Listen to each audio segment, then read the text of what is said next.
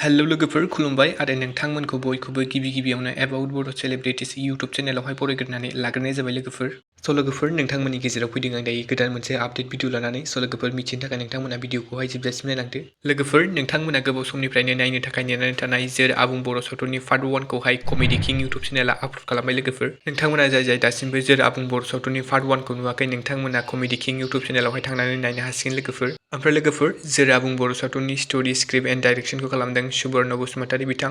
DOPखौ खालामदों नोजोर बर' बिथां। ओमफ्राय लोगोफोर बे सावथुनाव जों गाहाय फाव खालामनायखौ नुनो मोन्दों सुबर्ण बसुमतारी बिथांजों लोगोसे बायगिय मोसाहारि बिथां आरो फैलाव नार्जारि सालबिसन नार्जारि बिथांमोनजों लोगोसे आरोबाव जों बे सावथुनाव फाव खालामनायखौ नुनो मोनबावदों अनिरुद्ध ब्रह्म, रिमजिमि बसुमतारी, तारेन्द्रनाथ बसुमतारी, सनास्रि बसुमतारी, उदांस्रि मोसाहारि, बिजित कुमार नार्जारि, जोंफ्रु नार्जारि, फोजाखां मोसाहारि, अरन ब्रह्म आरो बिथांमोनजों लोगोसे जों बे सावथुनाव गोबां आर्टिस्टफोरखौहाय फाव खालामनायखौ नुनो मोन्दों लोगोफोर बे सावथुननि प्रडिउसारा जाहैबाय सुबर्ण बसुमतारी बिथाङानो। लोगोफोर नोंथांमोना जाय दासिमबो जोर आबुं बर' सावथुननि पार्ट 1खौ नायाखै नोंथांमोना कमेडि किं इउट्युब चेनेलावहाय थांनानै नायनो हासिगोन लोगोफोर। ओमफ्राय लोगोफोर नोंथांमोना सोर जोर आबुं बर' सावथुननि पार्ट 1खौ नायखांखो आरो नायनानै माबायदि मोन्दों कमेन्ट्सआव खोन्थाहरदो लोगोफोर।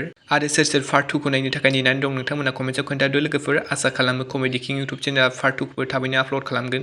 लोगोफोर दिनैनि सर्ट आपडेटआ बेनोमोन। नोंथांमोना भिडिअखौ नायना मोजां मोनोब्ला लाइक खालामबानो जाबाय आरो सोरबाफोर चेनेलाव गोदानै फैदोंब्ला साबस्क्राइब खालामना होबानो जाबाय बेबायदिनो आपडेट्स भिडिअ मोनबाय थानो थाखाय। लोगोफोर दिनैनि भिडिअआ एसेनोसै गोजोन्थों एन्ड थेंक्स फर वाचिं।